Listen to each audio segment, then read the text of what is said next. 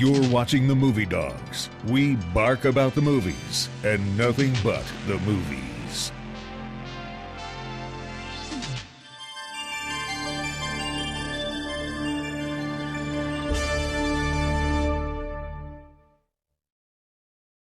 We take a bite out of the movies. Subscribe to the Movie Dawgs and become part of our film-loving community. Hit that subscribe button and don't forget to click the bell for updates. See you in the next review.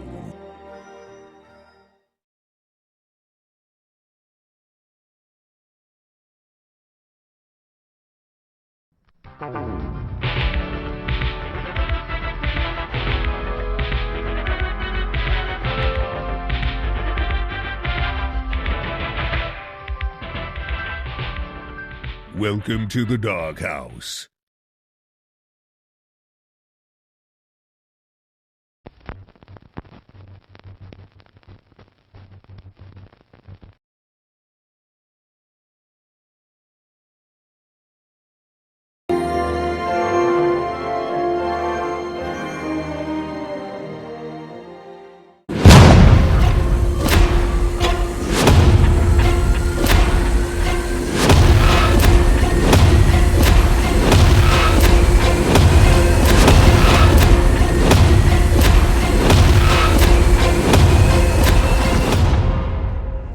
Welcome back, OMG Pretzel Bites, to the Movie Dawgs.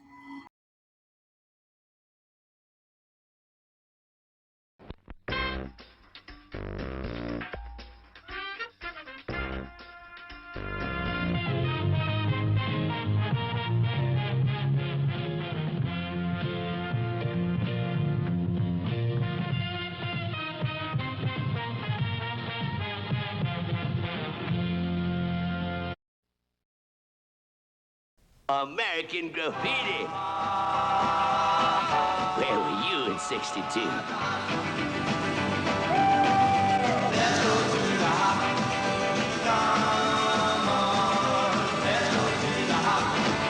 Grab that special one and jump into your candy-colored custom or your screaming machine, cruise downtown and catch American Graffiti. American Graffiti. Baby, what's that? It's a movie. Can you dig it? Can you dig it? Go back in time. Where were you in '62? Is that you in that beautiful car? Jeez, what a waste of machinery. 1, 2, 3 o'clock, 4 o'clock, rock. 5, 6, 7 o'clock, 8 o'clock, rock. 9, 10, 11 o'clock, 12 o'clock, rock. We're gonna rock around the clock tonight. What did you say? Someone wants me. Someone roaming the streets wants me. And I bet you're smart enough to get us some brew. A ballpoint pen, a pint of Old Harper. Okay, you got an ID for the liquor? Nah, I left it in the car. You'll have to get it before. Oh, well, I forgot the car. We're finally getting out of this turkey camp. You just can't stay 17 forever. You ever get tired of going steady with somebody that ain't around? I'm up for grabs.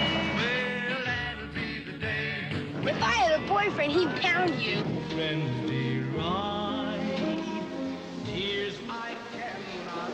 What's wrong? Go to hell. Get your boogaloos out, baby. The Wolfman is everywhere. 16 candles. You know Toby Juarez? We killed him last night. Excuse me, I think we've had an accident. Well, I won't report you this time, but next time just watch it, will you?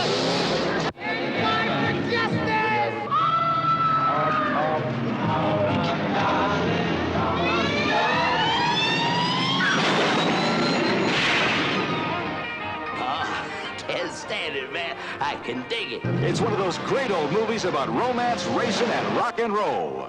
Oh, American Graffiti.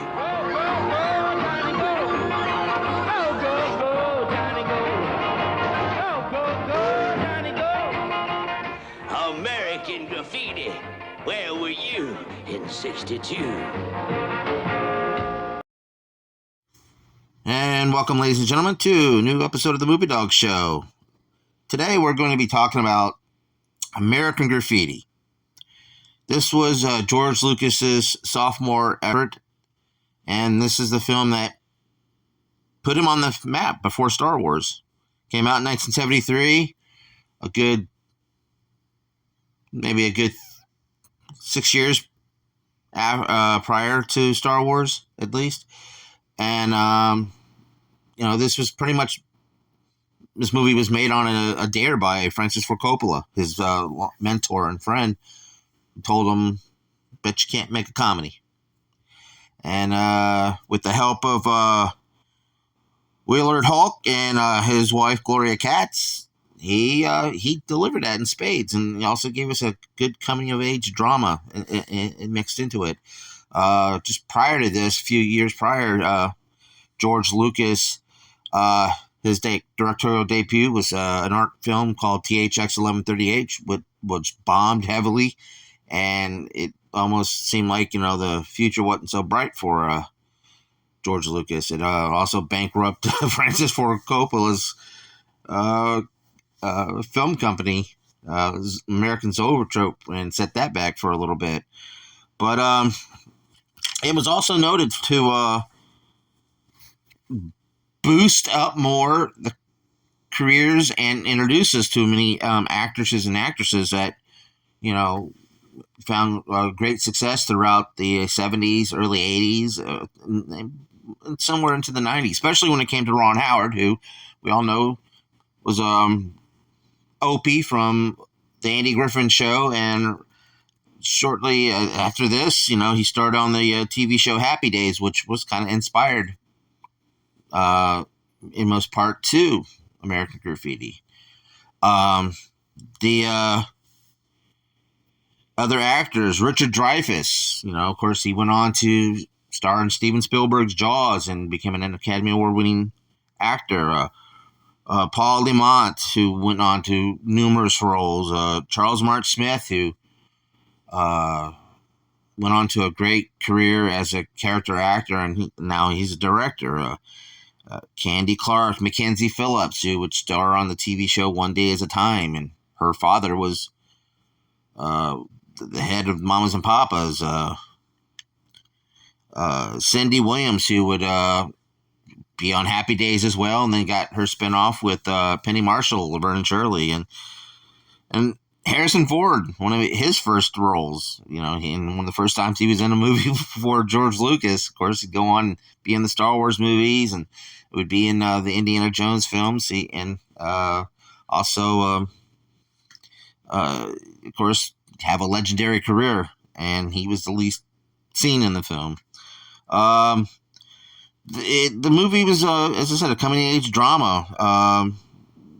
The study of the film was the study of cruising, which was basically a practice, basically in the late 1950s and early 1960s, where you just drove around. We did it as I was a kid, driving around my hometown, just driving around trying to find some fun. And it was actually an American original pastime. Not many people were doing it around the world. It was mostly here in this country until, this little social thing moved around and people, start doing it elsewhere. And it's a story about, a group of teenagers and they're in one single night in little vignettes. Four people, which was Richard Dreyfuss, Ron Howard, Paul Lamont, and Charles Martin Smith, and their last night, being basically teenagers. They're graduated high school and they're moving on. They're going to college, and just their first night as adults, and they kind of break off and have their own little adventures, and it was just a real fun experience as a teenager. When you okay, you're kind of broke away from your friends. What trouble are you going to get into? And it was just one of those moments in time as a teenager that you obviously you'll never get it back, But this movie really, George Lucas really captured it, and his know-how when it came to the Paul Lamont character, because he was that character. He was the character of John Miller with that really nice dragster car. And George Lucas, a few years before he was in college, was in a really horrible car accident that almost killed him, and he was able to put a lot of his experiences in life into that. It was really not. It really was just,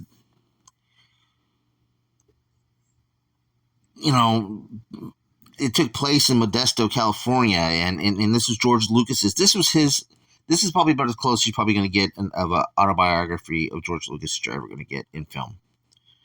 And of course, Steven Spielberg had just recently done a film basically about his life. But the film, was just came out of nowhere, and it was also what was helped that when it comes to transitioning to other films that Lucas did very, very crafty, was bring in Wolfman Jack, the real Wolfman Jack. They used a lot of his old shows back in the day on the radio that they put in there, and he had done a few other things here and there too, and appeared in the film, where Richard Dreyfuss made the pilgrimage to the radio station to try to get a request about this girl he's been chasing around, who was played by Suzanne Summers. Again, this was one of her first roles, and she was the girl in the white Corvette who word out the words "I love you," and and that was one of his ongoing adventures throughout the movie, trying to find this girl who was in love with him. Ron Howard's character was that guy who was wanting to leave and everything, but find out he just didn't have that drive, and he was stuck with this girl that he was really in love with, and it was really in love with him, and of course then Charles Martin Smith character Terry the Toad. When it came to his character, he was just this awkward, nerdy guy who was just looking out to score and to find a girl, which he did. And his hijinks were more of a slapstick part of the movie.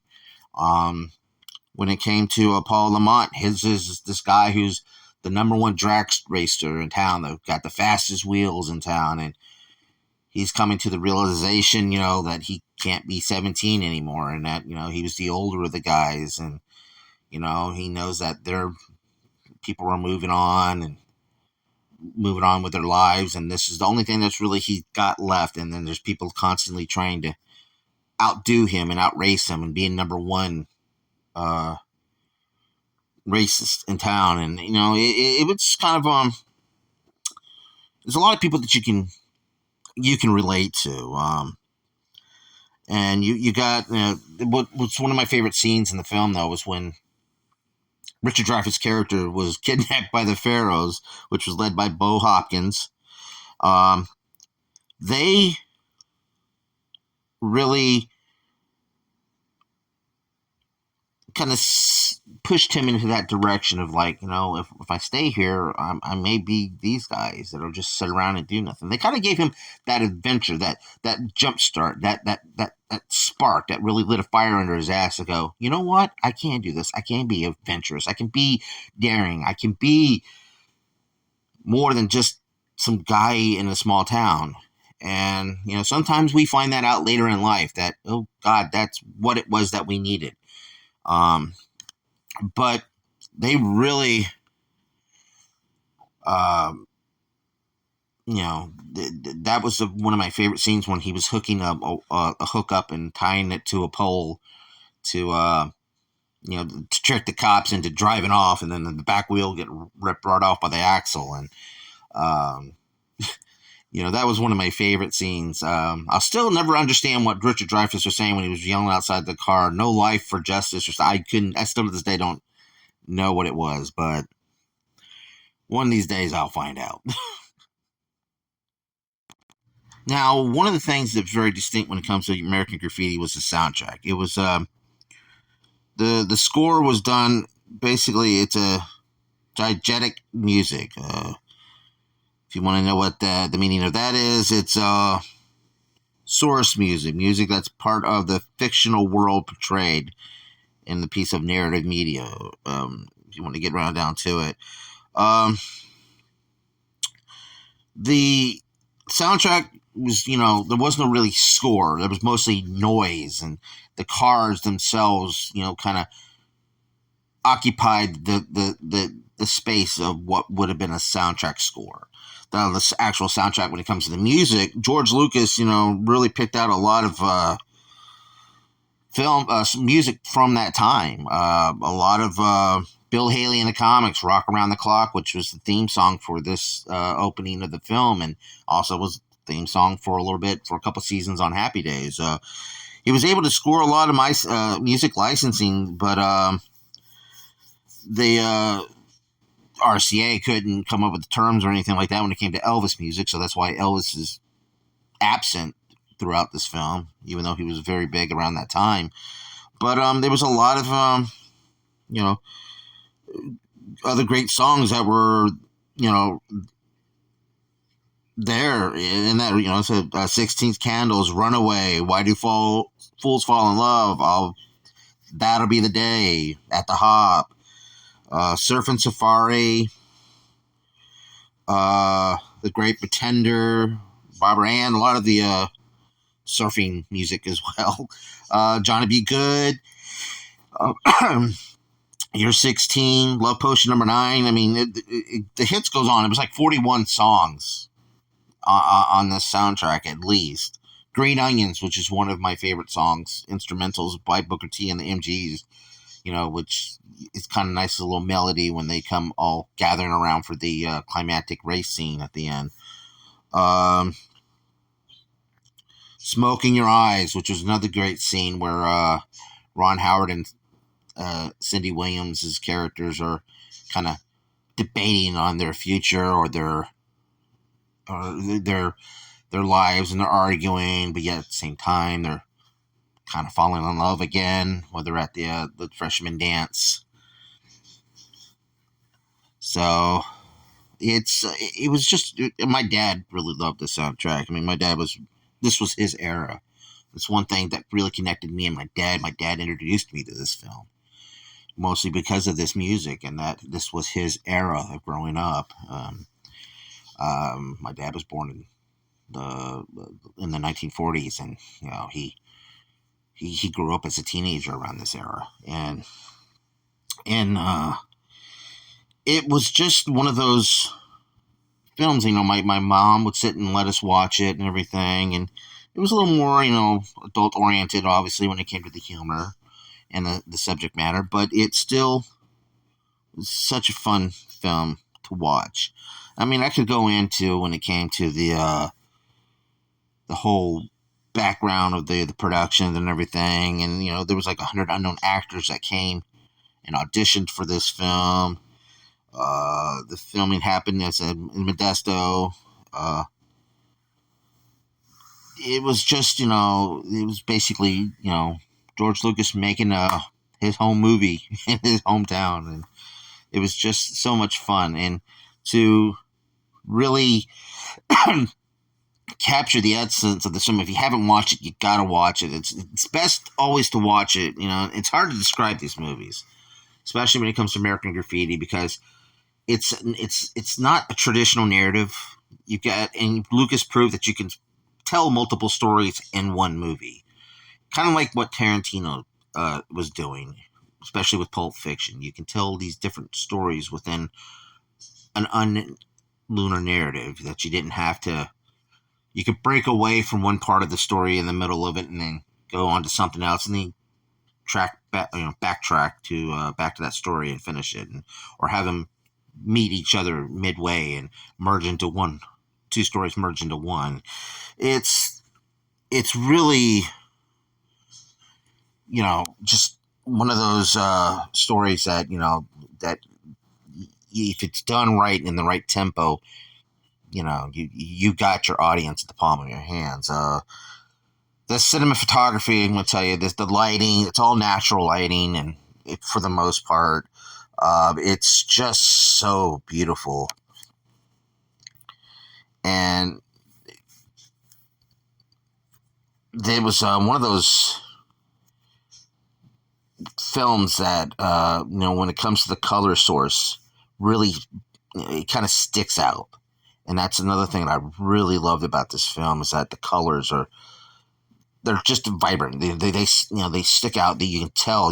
Especially when it comes to the color of the cars and stuff. And when this film came out, one of the things that the the Universal did not want to bring it out. They were going to just go ahead and put it on TV, and call it a loss. But the screen testings, the studio told Lucas they wanted him to re-edit it, and they wanted him to edit some film, and Universal just didn't want it. The executive at the time, Ned Tannen,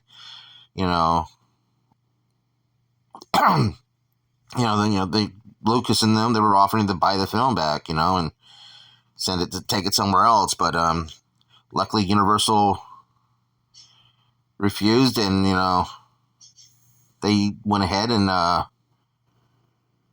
put it out there, and it ended up being a sleeper hit. I mean, it was released. What's the movie cost? The movie cost about. The budget was like $777,000. It ended up making $140 million. And add that to the inflation and everything, that really will. But it was a hit. I mean, and there wasn't that many, and it wasn't really in a lot of film theaters. It was just one of those movies like Star Wars that was just boom. It just came out of nowhere, and it struck a nerve with the audience, and it was just, it's just one of those, it's something that just doesn't happen anymore. As I said, Hollywood won't make these movies anymore. And I don't want to get on a soapbox and preach or anything like that, but they don't. They won't. They don't want to take that initial drive to do something different and take chances. And it's sad. It's sad. It is really sad. I mean, this film influenced other movies such as Lord as a Flatbush, Cooley High, again, the TV series Happy Days.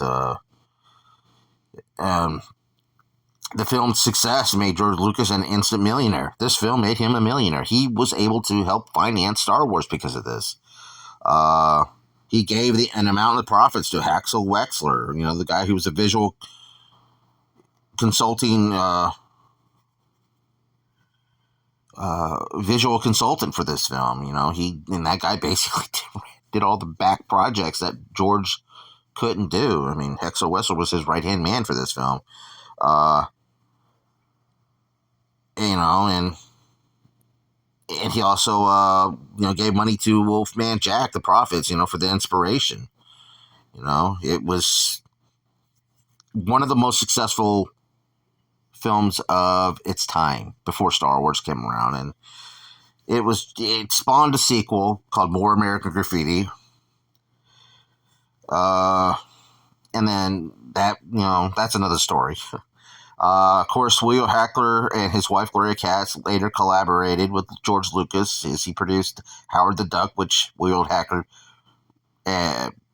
directed, as we all know about that film, and also another film called The Radioland Murders. And of course, back in '95, American Graffiti was deemed culturally, historically, aesthetically, and significant to the United States, and it's in the Library. It's preserved in the Library of Congress and in the National Film Registry. It's done so much. David Fincher, director of Fight Club, credited American Graffiti as influence for Fight Club. There was just so many things that culturally this film has given us. Again, it boosted careers. It made careers. It was one of those amazing films of the 20th century that I think that this new generation needs to check out and find, because we're sorely needing more filmmakers that George Lucas was back then. I mean, of course, he got stuck with the term with the blockbuster motif when it came to Indiana Jones and Star Wars. But, his filmmaking and guys of his caliber at that time when they were up and coming, Coppola, Scorsese, Spielberg, De Palma, John Carpenter, guys like that, guys that I used as my film school teachers. I feel like this is one of those best films to study the art of filmmaking. So, well, folks, you tell me, what was your favorite part of American Graffiti? Have you seen it? Tell me on the comment section down below. I also want to thank my sponsors for this episode. And I want to also, give a shout out to my dad and my mom. Around this time would have been their 49th wedding anniversary. Neither one of them are here anymore. But, I wanted to just give a shout out and thank them for introducing this film for me. I watch it yearly. I never get tired of it. I introduced it to my sons, and they thoroughly enjoyed it. So, let's keep that, memory alive, and those, keep that spirit around, when it comes to filmmaking, actual filmmaking, folks. That's the key. All right, folks, that's all the time I got for this episode. I want to thank you all again for a great new year that we're having here on the show and on the channel. All right, folks, that's it for the Movie Dog Show. Thanks for watching, and please keep on watching. Bye.